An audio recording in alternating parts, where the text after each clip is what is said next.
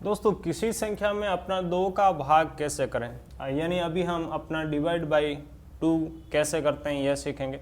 तो इसके लिए हम एक काफ़ी अच्छा एग्जांपल ले रहे हैं। डिवाइड करने के हमारे खूब सारे वीडियो आ चुके हैं, उन्हें आप हमारे चैनल की प्लेलिस्ट में जाकर देख सकते हैं। देखिए हमें यहाँ पे 7505 में अपना 2 का डिवाइड करना है।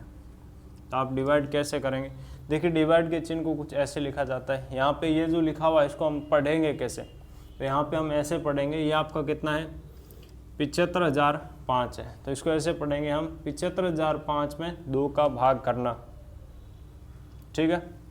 और कभी कभी दोस्तों ये आपको ऐसे लिखा हुआ भी मिल जा सकता है 75,005/2। इसका मतलब ये क्या है, जो ऊपर की संख्या है उसमें अपना नीचे की संख्या का भाग देना है। देखिए भाग देते हैं,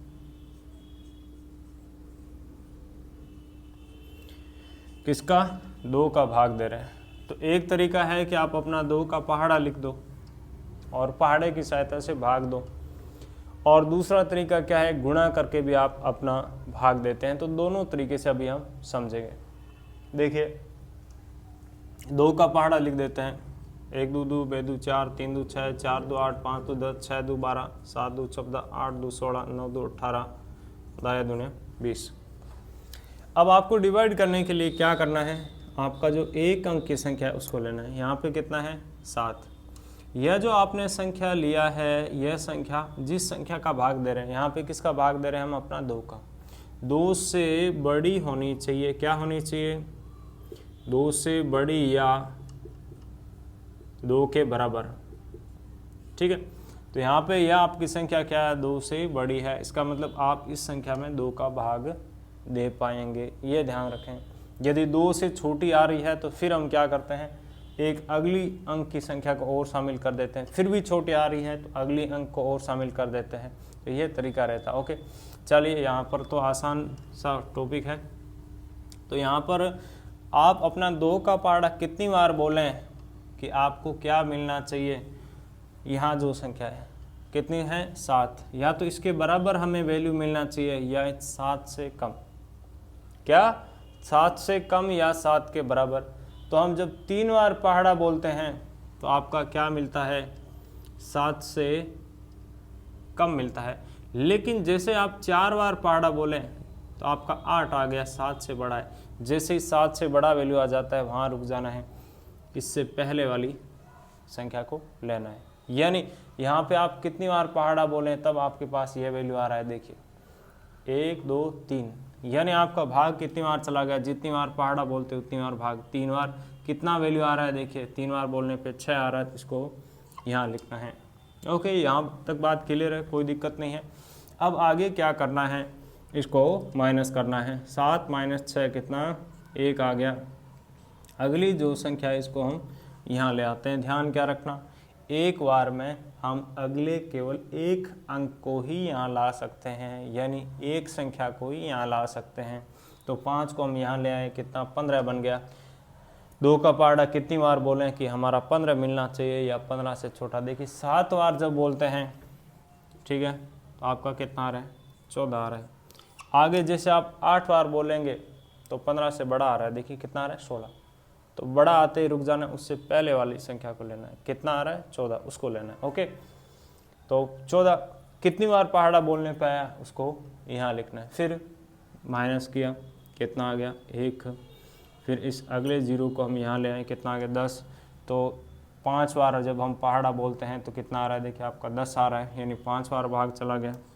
कितना 10 को यहाँ लिख दिया, फिर माइनस किया, 0 आ गया। क्या आ गया 0।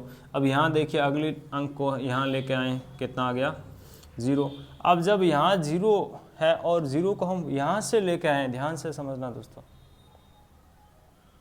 क्या है 0 को यहाँ से लेके आए।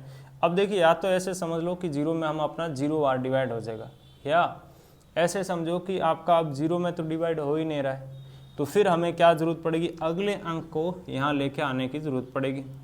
तो जब अगले अंक को यहाँ लेके आएंगे उस समय हम यहाँ पे अपना एक 0 लगाते हैं। देखिए वास्तव में तो क्या है, 0 में आपका 2 का भाग 0 बार जाएगा, इसीलिए 0 आया।